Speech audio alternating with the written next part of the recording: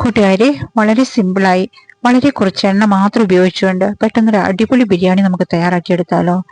ചിക്കനിലേക്ക് മസാലകളും 1 സ്പൂൺ തൈരും കൂടി ചേർത്തൊന്ന് മാരിനേറ്റ് ചെയ്ത് വെക്കണം.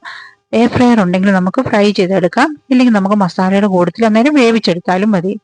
കറിക്കായി മല്ലിയില, പുതിനയില, ഇഞ്ചി, വെളുത്തുള്ളി, പച്ചമുളക്, തക്കാളി, സവാള ഇവയെല്ലാം ഒന്ന് അരച്ചെടുക്കണം.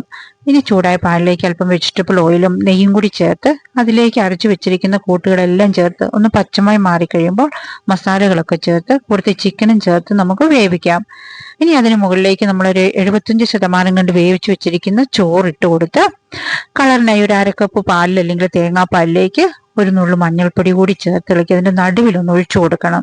ഇനി ചെറിയ ഫ്ലെയിമിൽ വെച്ച് വേവിച്ച് ആവി വന്നു കഴിയുമ്പോൾ നമുക്ക് വീട് നിറയെ മണമായി അതിലേറെ രുചിയോറും ബിരിയാണി റെഡിയായി കേട്ടോ.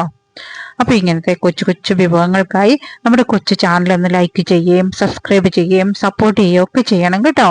Thank you so much for watching.